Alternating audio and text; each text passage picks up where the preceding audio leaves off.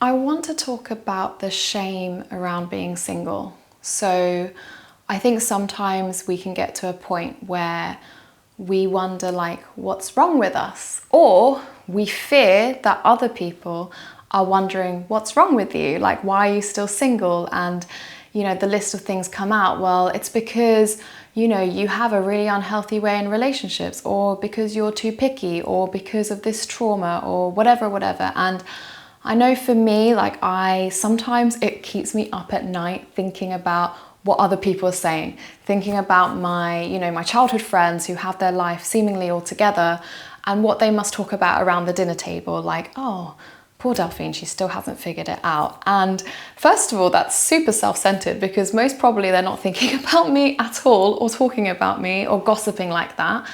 And secondly, like, why does it matter? Like, everyone's timeline is different. Everyone's development and progress and journey into self-improvement and self-knowledge is at a different pace. And that's okay. I know for me, I was just really not ready when I was younger to be in a relationship. I didn't have a healthy attachment style, and that's something I'd love to talk more about, the attachment styles. And I think I was very anxious, or I had a tendency to either, go into avoidant mode or go into like mother mode, and neither are treating the other person like an equal, treating them with dignity and respect, and really understanding what love is. Now I understand that love is to will the good for the other, which means really to always want their betterment. It's not about using them. It's not about being in a relationship because it feels good, or because it's a nice social status to have, or because it allows you to do X, Y, or Z, or, the financial benefits, the whatever it is, That's not what love is. Love is genuinely to just find this person that you love, and you want to love them all the way to heaven. And by doing that, you are, trying to always make them a better person, to encourage them to be better yourself. And anyway, what love is a different video for a different day. I've really realized that I have been surrounded by this sense of shame, and I really, really want to let go of that. And I want to encourage any one of you to as well, because every single thing that has happened in our past, every mistake we've made, has actually been under God's hand, and it has been providentially for our betterment, whether it was incredibly painful or stupid or dumb at the time. You don't win or lose, you win or you learn. So what have you learned from it? How have you grown? Like, what kind of person are you now? And when, God willing, you have a future family and you've managed to take all of these regrets, worries, anxieties, and you've learned from them and you've transformed them into something beautiful, that is just going to make you so much of a better wife, mother, person, sister, everything, daughter.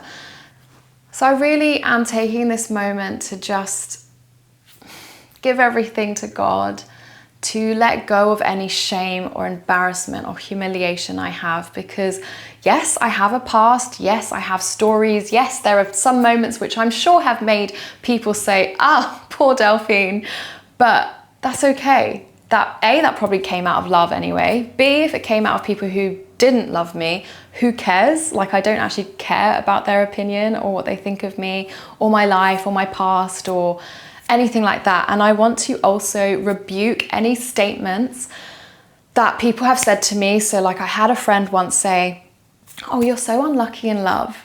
And I remember that stayed with me for a while. I was like, oh, this is like some sort of external force, like against me. And no, I wasn't unlucky in love. I was just making the decisions as the person I was then, which weren't the best decisions because I hadn't worked things through. And when you take that radical ownership, like, no, it's not that these things happened to me. It's that I was just making the wrong decisions, or I was choosing to stay in relationships which weren't right, where there clearly wasn't any future. I didn't understand what love was. I didn't understand the sanctity of marriage and really what I was, investing in or pouring into. And that has been a really freeing revelation to me, that I am in control of this. Like, as much as I'm not in control of when God is going to send my person to me, I am in control of how I can be free of any shame, how I can be joyful, how I can really find my purpose and my fulfillment in my life, so that when I do find my person, I'm a complete person. You know, it's like a Venn diagram. It should be like an overlapping thing. It's not like my other half. I'm not looking for my other half. I've been spending this time when I've been single to pour into myself so that I can be a whole person for another person. So anyway, this is just to implore you, please let go of any of this single shame or shame around being single, embarrassment. And you know, the next time someone says, oh, why are you still single? You say, well, I'm working on it. I'm working on myself. And you just say it with absolutely no feeling of, oh no, like, oh, they've called me out. They've exposed me.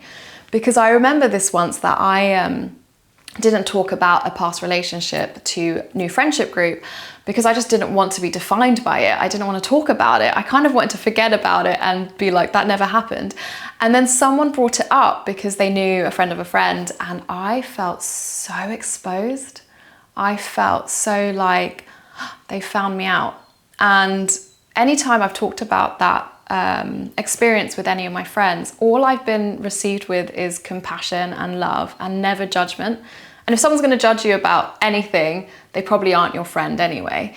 And it was so freeing for me because I was like, oh, it's actually okay. Like, it's not even a big deal, to the point where no one actually really cares.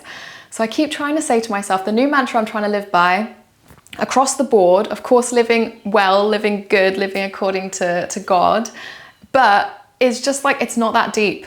Like, things just don't need to be that deep. I don't need to obsess about things, about worrying or, oh, what will so-and-so think of me if they knew?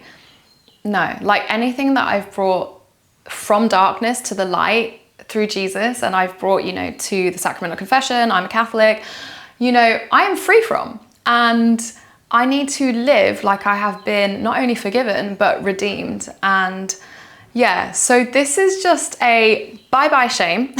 And, you know, let's really live in the light, and let's be salt and light for this world. Let's be joyful, and know that anything that has happened is part of your story. And just, I will say it again, you do not win or lose. You win or you learn. So here's to learning, and here's to loving ourselves and being kind and letting go of any shame or regrets, because today is a new day.